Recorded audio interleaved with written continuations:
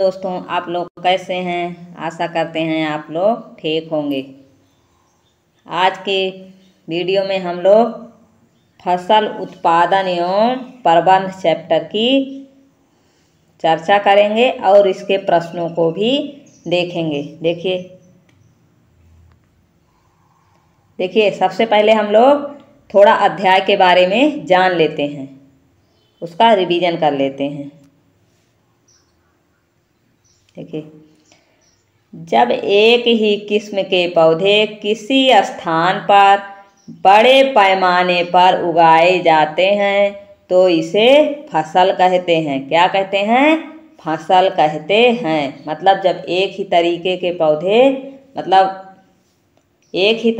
पौधे बड़े खेतों में उगाए जाते हैं तो इसे क्या कहते हैं?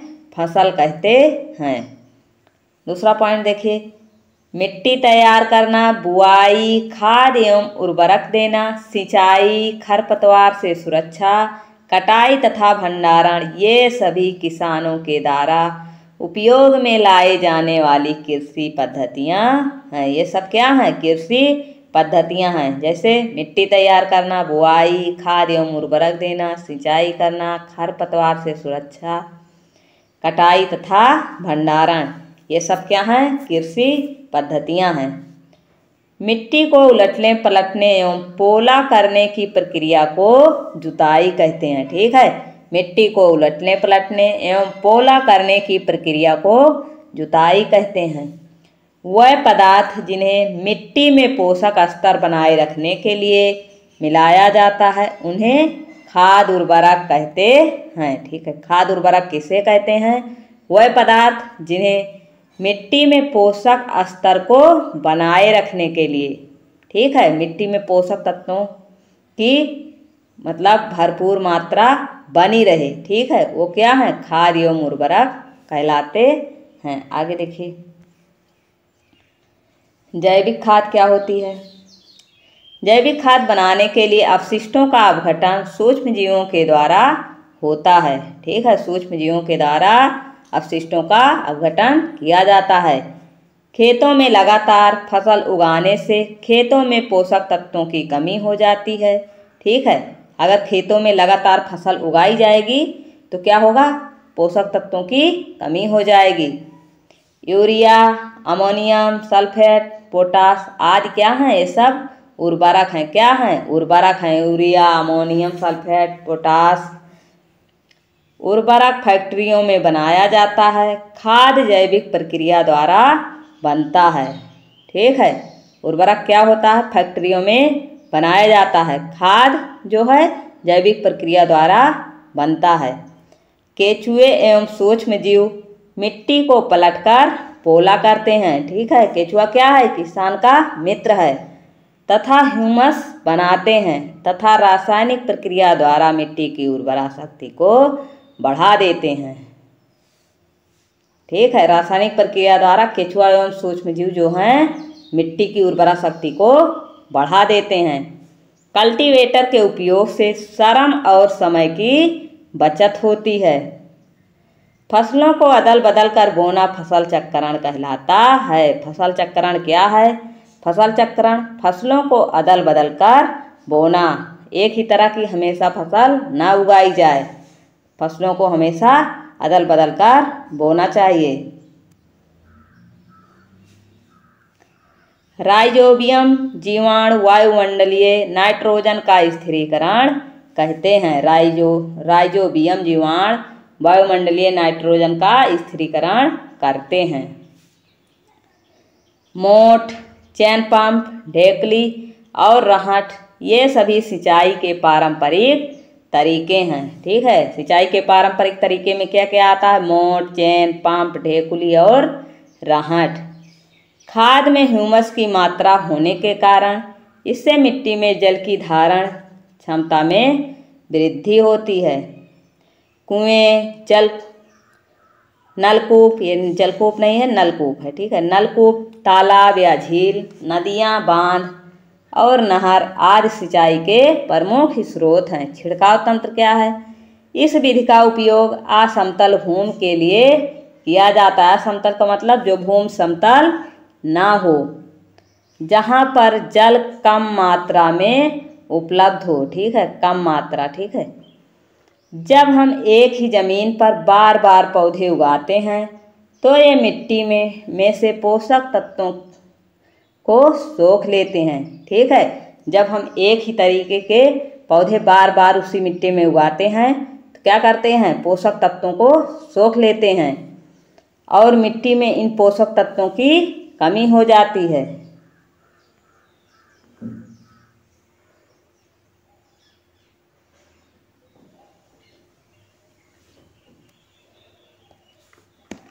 फसलों में पौधों के साथ कुछ अनचाहे पौधे भी उगाते हैं। इन पौधों को हम खरपतवार कहते हैं। अनचाहे पौधे का मतलब जिन्हें हम नहीं चाहते कि ये खेत में उगें, वो क्या हैं, खरपतवार हैं। फसल या फसल उत्पादों को हानि पहुंचाने वाले जीवों को मारने वाली रासायनिक दवाओं को कीटनाशी या पीड़कनाशी कहते हैं। वह मशीन जो हार्वेस्टर तथा थ्रेशर दोनों का कार्य करता है कंबाइन मशीन कहलाता है। हार्वेस्टर और थ्रेशर दोनों का काम करता है, वो क्या कहलाता है, कंबाइन मशीन। पीड़कनाशियों के उपयोग से पौधे को हानि पहुंचने वाले जीव, मतलब जो पौधों को हानि पहुंचाने वाले जीव हैं, वो क्या होते हैं, नष्ट हो जाते हैं। किसके माध्यम से, कीटनाशी के माध्यम से या पीड़कनाशी के माध्यम से, परंतु पौधों को कोई हानि नहीं पहुंचती है। आगे देखिए, पीड़कनाशी। पीड़कनाशी जल स्रोतों में मिलकर जल प्रदूषण का कारण बनते हैं। ठीक है, पीड़कनाशी या कीटनाशी से कौन सा प्रदूषण होता है, जल प्रदूषण होता है और मृदा प्रदूषण भी होता है। चलिए देखिए ये अभ्यास। अब हम लोग इसके प्रश्नों को देखेंगे। देखिए इसमें क्या करना है, उचित शब्द छांट कर रिक्त स्थानों की पूर्ति करना है। जैसे देखिए इसमें एक शब्द है तैरना, जल, फसल, पोषक और तैयारी। देखिए इसको भरते हैं।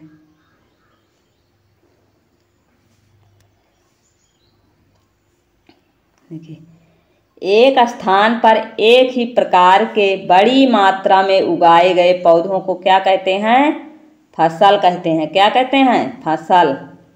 इसमें क्या भरा जाएगा, फसल। ठीक है, यहाँ क्या भरा जाएगा, फसल कहते, फसल। ठीक है, देख लीजिएगा, इसमें लिखते कम बनता है थोड़ा। देखिए फसल उगाने से पहले प्रथम चरण की मिट्टी होती है। कैसी होती है, देखिए प्रथम चरण में मिट्टी मतलब तैयारी की जाती है। ठीक है, मिट्टी की क्या होती है, तैयारी। क्या भरा जाएगा, तैयारी। ठीक, क्षतिग्रस्त बीज जल की सतह पर क्या करते हैं, तैरते हैं। क्या करेंगे, तैरते हैं। ठीक है, देखिए जब हम लोग बीज को पानी में डालते हैं तो जो अच्छे बीज होते हैं तली में बैठ जाते हैं और जो क्षतिग्रस्त बीज होते हैं वो ऊपर तैरने लगते हैं। आगे देखिए,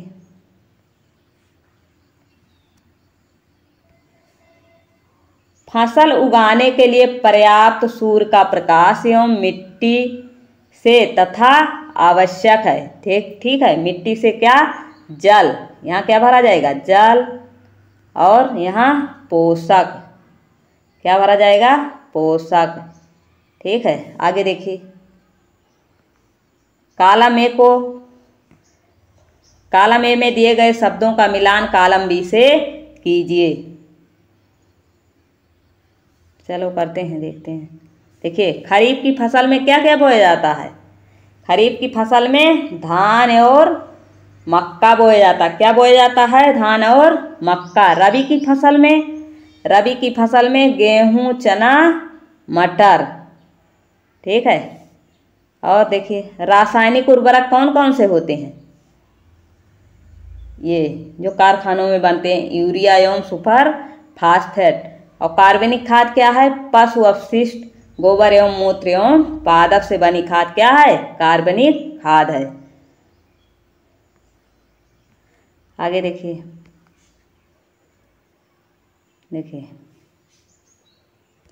निम्नलिखित के दो दो उदाहरण दीजिए। खरीफ की फसल में क्या क्या बोया जाता है और रबी की फसल में। खरीफ की फसल में धान और मक्का बोया जाता है। क्या? धान मक्का। ठीक है। रबी की फसल में गेहूँ चना सरसों ये सब बोए जाते हैं। ठीक है, गेहूँ चना सरसों।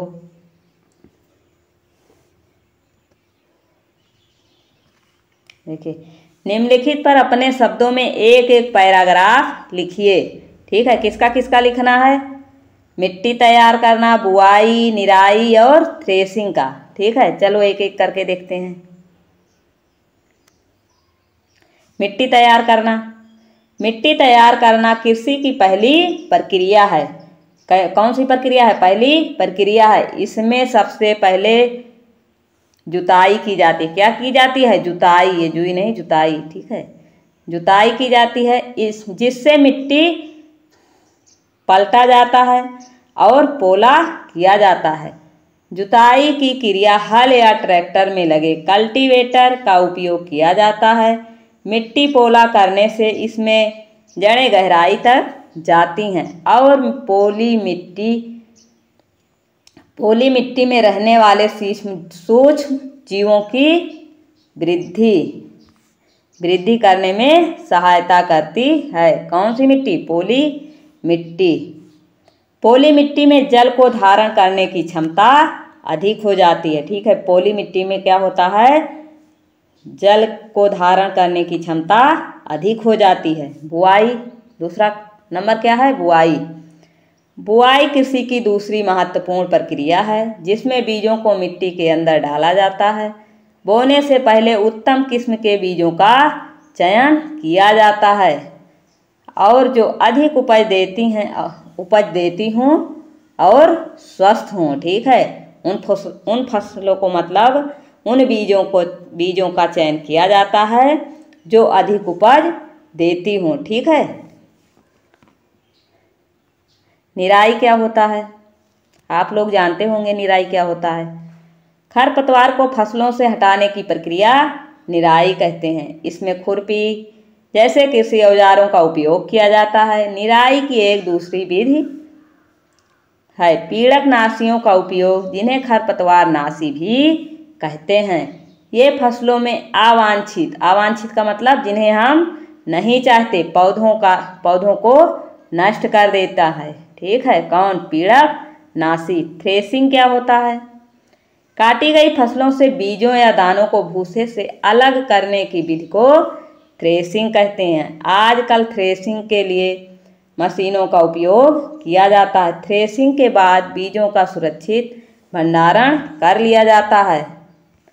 स्पष्ट कीजिए कि उर्वरक खाद से किस प्रकार भिन्न हैं। देखिए, ये क्या है? एक तरफ खाद, एक तरफ उर्वरक। ठीक है, यह एक जैविक पदार्थ है। यह अपशिष्टों को मिट्टी में दबाकर बनाया जाता है। इसमें सभी प्रकार के पोषक तत्व पाए जाते हैं। किसमें? खाद में। ठीक है, जो मतलब जीवों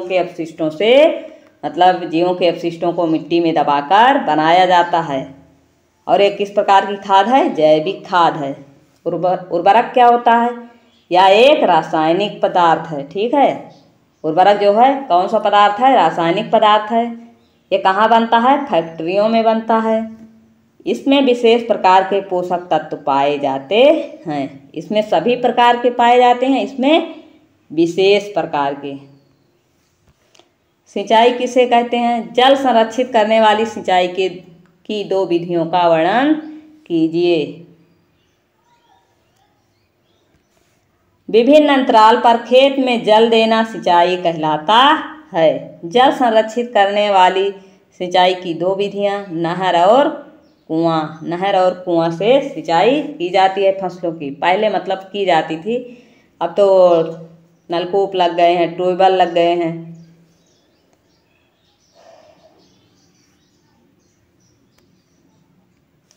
यदि गेहूं को खरीफ ऋतु में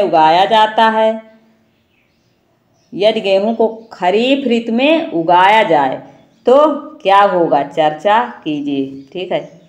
यदि गेहूं को खरीफ में उगाया जाए तो उसके अनुकूल मौसम, ताप, आर्द्रता तथा परिस्थितियां नहीं मिलेंगी, वह फसल उपयुक्त नहीं होगी, मतलब उपजेगी नहीं। अगर गेहूं को मतलब धान की जगह पर बो दिया जाए तो गेहूं नहीं होगा। खेत में लगातार फसल उगाने से मिट्टी पर क्या प्रभाव पड़ता है, व्याख्या कीजिए। देखिए, खेत में लगातार फसल उगाने से मिट्टी की उर्वरता कम हो जाती है। कई बार एक ही किस्म के पौधे उगाने से एक विशेष प्रकार के पोषक तत्वों की कमी हो जाती है। ठीक है। अगर हम वही फसल बार बार उगाएंगे तो क्या होगा, मिट्टी में पोषक तत्वों की कमी हो जाएगी। इस समस्या को फसल चक्रण या खेत को कुछ समय के लिए खाली छोड़कर हल किया जा सकता है। मतलब इस समस्या ये समस्या है, मतलब पोषक तत्वों की कमी की, इस समस्या को अगर खेत को कुछ समय के लिए खाली छोड़ दिया जाए तो इस समस्या का हल निकल सकता है। खरपतवार क्या है, हम उसका नियंत्रण कैसे कर सकते हैं। फसलों में पौधों के साथ कुछ अनचाहे पौधे भी उगाते हैं। इन पौधों को हम खरपतवार कहते हैं। अनचाहे का मतलब जो हम नहीं चाहते। जैसे धान में देखिए तो बहुत तरह के मतलब खरपतवार उग जाते हैं। उनको हम कैसे नष्ट कर सकते हैं, या तो हम उसको निराएंगे या निराई करवाएंगे, या तो कीटनाशी या पीड़कनाशी का उपयोग करेंगे। आगे देखिए,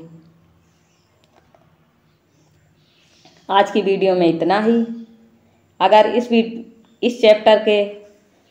इस चैप्टर को देखना है तो ये प्लेलिस्ट में मौजूद है, आप लोग देख सकते हैं। अगर वीडियो पसंद आई है तो चैनल को सब्सक्राइब करें, वीडियो को लाइक करें। धन्यवाद।